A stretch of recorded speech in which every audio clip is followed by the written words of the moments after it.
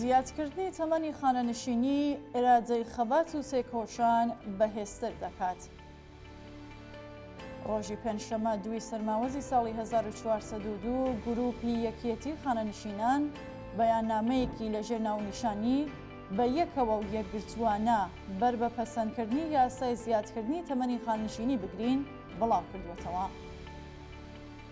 لە سەرەتای بەیاننامەکەدا ئەم پرسیارە گرنگە هاتووەتە ئاراوە: بۆچی دەبێ ئێمە کرێکەرانی لەسەرکار و خانەنشینان تاوانی گەندەڵی و دزی و چاوچنۆکی و تاڵانچیەکان بدەین؟ ئەو بەیاننامەیە سەبارەت بە پەسەندکردنی زیادکردنی تەمەنی خانەنشینی ڕوونکردنەوە دەدات و دەڵێت یاسای زیادکردنی تەمەنی خانەنشینی پەسەندکراوەیەکی بە کۆیلەکردنەکە پەرلەمان و دەوڵەتی سەرمایەداران بە مەبەستی شەوسانەوە و بەدەستهێنانی سوودی زیاتر لەسەر بنەمای زیادکردنی تەمەنی خانەنشینی کرێکارانی لەسەرکار پەسەندیان کردووە.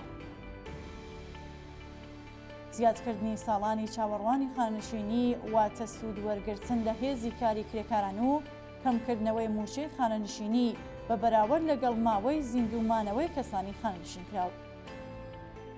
بە واتایەکی تر ساڵانێکی زیاتر کار بکە و ساڵانی کەمتر موچە وەربگرە. ڕاگەیاندنە بە کرێگیراوەکانی ڕژیم لەم ڕۆژانەدا سەبارەت بە زیادبوونی تەمەنی خانەنشینی نووسراوە و لێکدانەوەی جۆراوجۆریان بڵاو کردوێتەوە. ئەوان لەسەر ئەو وڵاتانەی کە تەمەنی هیواداربوون بە ژیان تیاندا لە سەروی 85 ساڵ و تەمەنی خانەنشینی 65 ساڵە کۆمەڵێک زانیاریان خستووەتە ڕوو بە مەبەستی پاساوهێنانەوە بۆ زیادکردنی تەمەنی خانەنشینی لە ئێران. بەداخەوە تەمەنی هیواداربوون بە ژیانی ئەو کرێکارانەیە کە زیاتر لە 4 جەیە لە ژێرباری هەژاری و سەرەڕۆیی و چەوسانەوەی لە ڕادەبەدەردا ژیان بەسەر دەبن هیچ معلوم نییە بۆ ئەوەی بتوانرێت ڕوونکردنەوەیەکی واقعی سەبارەت بە زیادبوونی تەمەنی خانەنشینی بدرێت. بەڵام تەنانەت لە شێوازی ڕووماڵی ڕاگەیاندنە فەرمیەکانەوە دەکرێت تی بگەین کە زیادبوونی تەمەنی خانەنشینی لە ئێران عادڵانە نییە و دەبێتە هۆکاری خەبات و ناڕزایەتی. ئەو ڕاگەیاندنانە چونکە دەزانن پرسی خانەنشینی پەیوەندی بە هەموو کەسێکی لەسەرکار و ئامادە بەکارەوە هەیە بە پەنابردنە بەر هەموو چەشنە فێڵ و فریوکاریەک هەوڵیان داوە تا بەردەنگانی خۆیان سەبارەت بەو ڕێژە زیادکردنەی کە پەرلەمان پەسەندی کردووە تووشی سەر لێ شێواوی بکەن و ڕێگەیان پێنەدەن دەست بەجێ لە مەبەستی نامرۆڤانەی کاربەدەستانی دەوڵەت تێبکەن. بەڵام سەرنجام ناچار بوون لە دووتوی راپۆرتەکاندا بنووسن کە مەجلیسی شۆرای ئیسلامی ڕۆژی یەکشەممە 28 خەزەڵوەر تەمەنی خانەنشینی 2 ساڵ زیاد کردووە. بە گوێرەی نووسراوەکانیان زۆرترین تەمەنی خانەنشینی بۆ پیاوان 62 ساڵ و بۆ ژنان 55 ساڵ زیاد کراوە. ئەوە لە حاڵێکدایە کە بە پێی بڕگەی یەکەمی مادەی 76 یاسای دەستەبەری کۆمەڵایەتی ئەو پیاوانەیە کە تەمەنیان 50 ساڵە و 30 ساڵ پێشینەی کاریان هەیە و هەروەها ژنانی تەمەن 45 ساڵ و خاوەن پێشینەی 30 ساڵ کار دەتوانن لە ڕێکخراوی دەستەبەری کۆمەڵایەتی داوای خانەنشین بوون بکەن.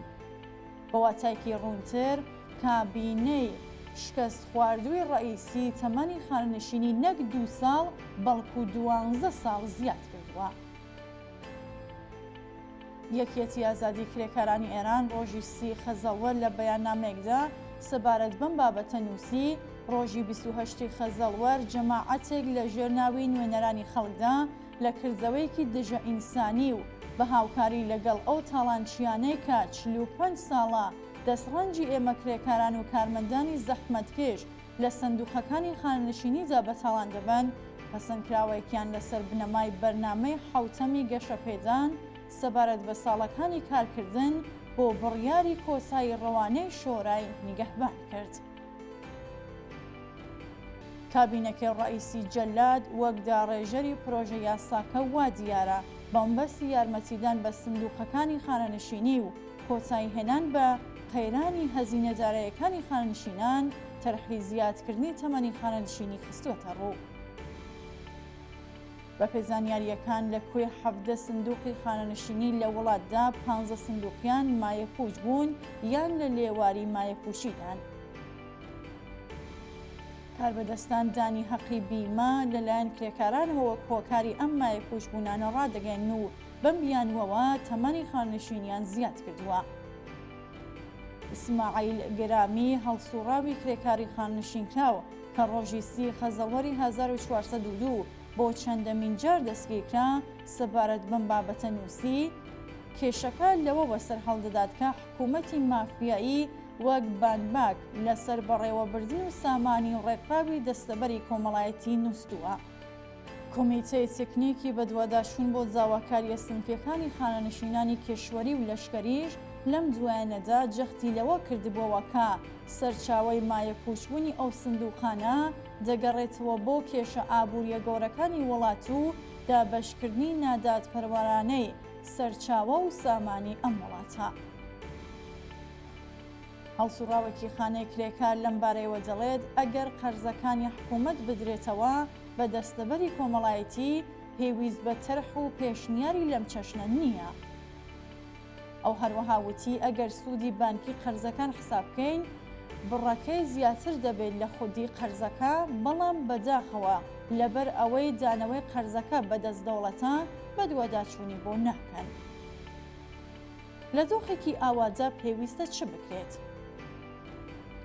لە بەیاننامەی گروپی یەکێتی خانشیناندا لەم بابەتەوە هاتووە خۆشگوزەرانی و ئاسوودەیی و ئازادی کرێکەران و زەحمەتکێشان پەیوەستە بە هەڵوەشانەوەی یاسا دژە کرێکاریەکان و دەخاڵەتی ڕاستەوخۆی چینی کرێکار لە دیاریکردنی چارەنووسی خۆیان کە ئەوەش تەنیا لە ڕێگەی دروستکردنی ڕێکخراوی سربەخۆی چینایەتی و بەهێزکردنی هاوپشتی و هاوخەباتی چینایەتیەوە مسۆکر دەبێت و کرێکاران نابێت کەمترین هیوایان بە دەسەڵاتداران هەبێت.